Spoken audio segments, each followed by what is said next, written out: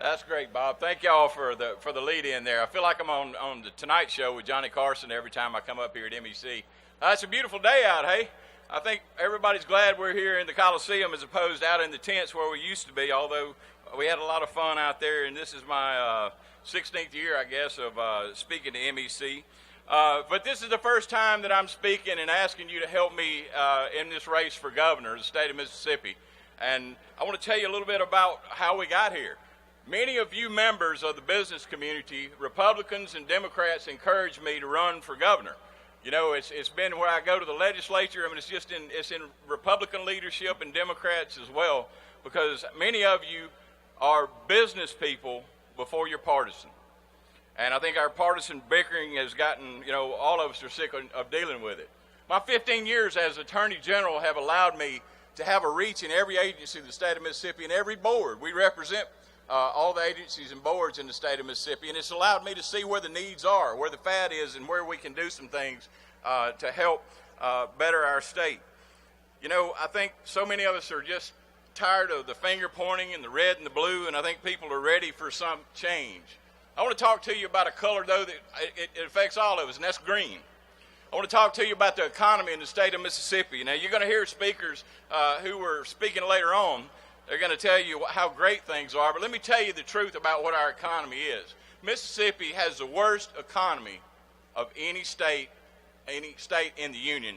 If you include D.C., it's 51st in the nation, and that's a fact. That's from Business Insider. 47th under USA Today.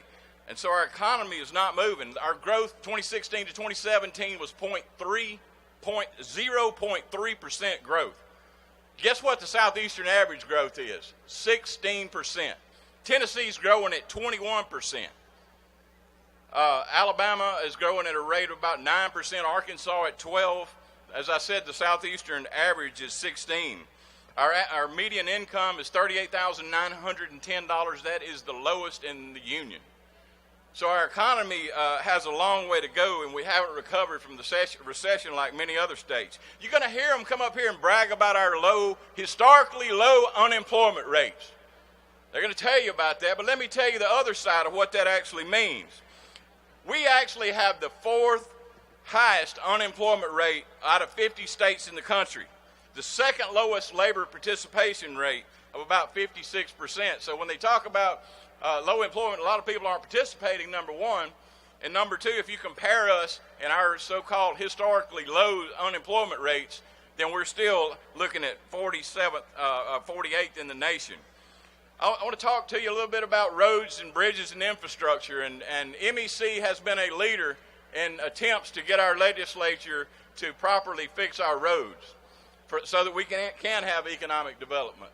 But you know, you went over there with a silver platter and gave our leadership opportunities to build roads and fix problems that we have in our state. And in fact, it's going to cost about $375 million a year to fix our roads. And when we're fixing roads and when you're building things, that's when the economy moves. You remember back the last time that we weren't in deficit spending in our country was back in the late 2000s. Late 1990s, and that was, if you remember, a guy from Louisiana, James Carville said it's the economy, stupid. Well, in Mississippi, what we're dealing with is an economy that needs these jobs and needs this kind of movement. Now, so what did the legislature do? They go over there in August, and they couldn't do it in the regular session. They've been trying this for 4 or really 8 years, been attempting to try to come up with some formula, because the problem is nobody's got the guts to step out and lead. I mean, leadership is about telling people something maybe they don't want to hear. But if you're going to fix our roads, you're going to have to put the money where your mouth is, and they haven't done that at the legislature. And they had a special session. You know, they huddled up around money that I brought in. In fact, the BP money, they spent that money. You'd think they brought it in.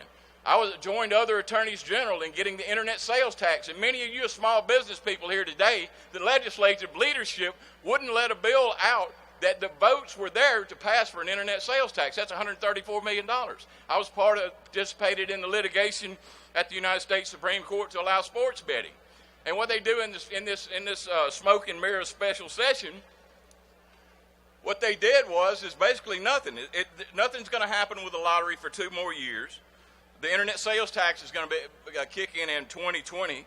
The sin taxes of sports betting and lottery and all those taxes should be going to early childhood education.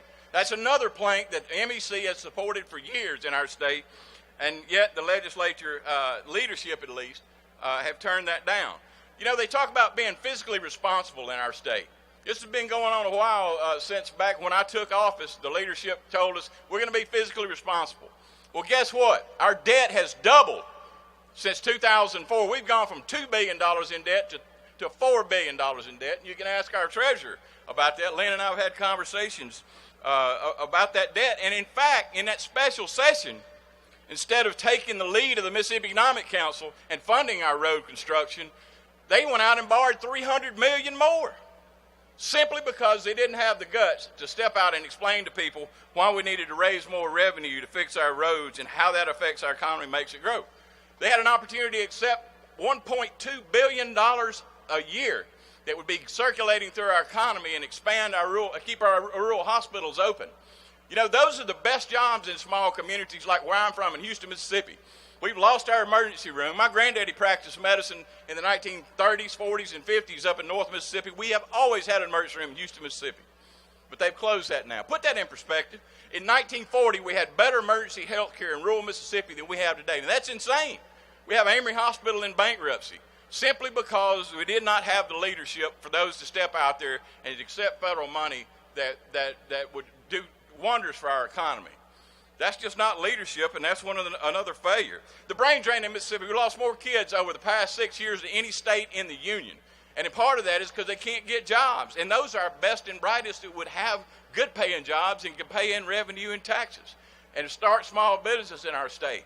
We've lost the equivalent of Tupelo, 42,000 young people from our state simply because of the brain drain, because they're having to go to Nashville or Austin or Atlanta or one of these other states where they can start one of these little tech companies that will generate income, and we're losing it from our state. You know, when Haley Barbour 16 years ago said we're not going to raise anybody's taxes, well, in fact, they did.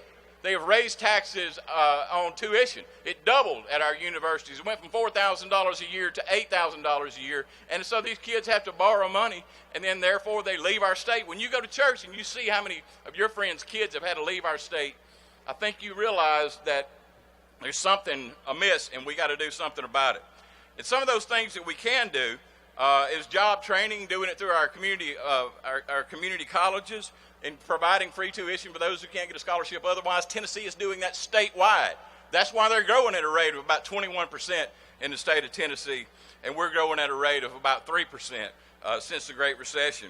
There's opportunities there, but we have to reach out and grab them. And if my 5 counties in Chickasaw and Tupelo and that area up there can do it, I think any of the counties in the state of Mississippi can do it as well. So those are opportunities. So what have we done? We gave tax cuts to large out-of-state corporations. Out of the franchise tax, $278 million tax cut, 78% of that went to large out-of-state corporations. And most of you have businesses here in Mississippi. It didn't help you. We gave it to large out-of-state corporations so they can give big campaign contributions. That's who's ruling our state. That's what's wrong in Congress right now, because the Citizens United opportunity for them to flood political campaigns with it. You know, in Mississippi, we got I hate to use the issue about draining the swamp.